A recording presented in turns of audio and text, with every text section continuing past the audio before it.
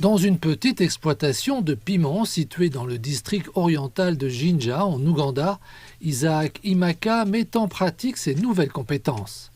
Il fait partie d'une nouvelle génération de jeunes qui transforment l'agriculture rurale.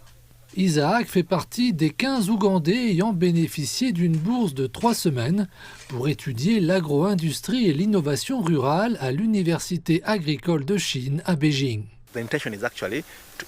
L'objectif est d'augmenter les revenus des populations. Nous sommes ici pour encourager la communauté à participer à quelque chose qui peut lui rapporter de l'argent, beaucoup d'argent, en peu de temps. On sait très bien que la culture de la canne à sucre a toujours été un problème dans cette région. Aujourd'hui, un projet comme celui-ci, qui peut leur rapporter 1 500 $ en 3 mois s'ils y participent, est bien plus intéressant que de louer leur terre pour y cultiver de la canne à sucre, mais il faut d'abord que ça fonctionne quelque part. Non loin de là, Sarah Nabirier prépare sa première récolte. Elle venait de terminer ses études lorsque l'opportunité de suivre une formation en Chine s'est présentée. Aujourd'hui, elle cultive aussi bien du soja que du piment.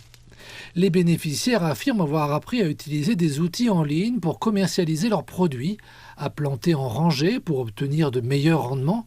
Ils ont aussi découvert des machines pouvant apporter de la valeur ajoutée aux produits agricoles. Ma formation en Chine m'a énormément ouvert l'esprit.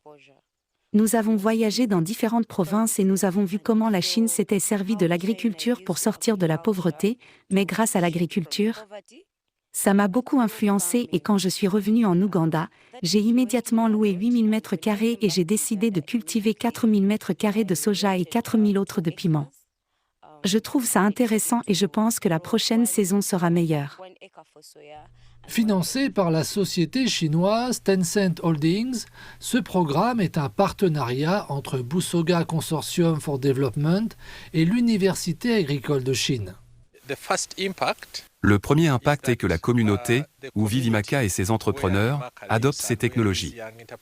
Il y a une forte demande de la part des habitants de cette région de Busoga, qui souhaitent cultiver du piment, grâce à ce qu'Imaka a accompli. La région de Busoga est connue pour être l'une des régions les plus pauvres du pays. L'un des plus grands défis a aussi été d'identifier une culture clé capable de stimuler la transformation rurale. L'année dernière, lors du forum sur la coopération sino-africaine, l'Ouganda a signé de nouveaux protocoles sur le piment, le poisson et le café. Les jeunes entrepreneurs ont été encouragés à exploiter ces marchés. De la théorie à la pratique, c'est là que l'impact de la formation sino-ougandaise est le plus visible. Les jeunes appliquent désormais ce qu'ils ont appris à l'étranger pour stimuler la productivité et créer des opportunités ici même au sein de leur communauté. Si ces exploitations agricoles gérées par des jeunes contribuent à créer de nouvelles opportunités pour les habitants de cette région ougandaise, ceux qui les dirigent restent confrontés à des défis. Il y a des parasites partout. C'est notre plus grand combat.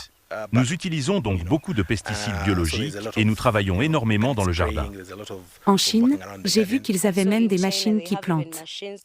Elles sont utilisées pendant la saison des semailles et pour le désherbage. Ici, en tant que jeune agricultrice, je ne peux pas me le permettre. Avec davantage de soutien, ce programme pourrait s'étendre à d'autres régions du pays. Il donne aux jeunes les outils nécessaires pour considérer l'agriculture non pas comme une solution de repli, mais comme une opportunité économique et professionnelle viable.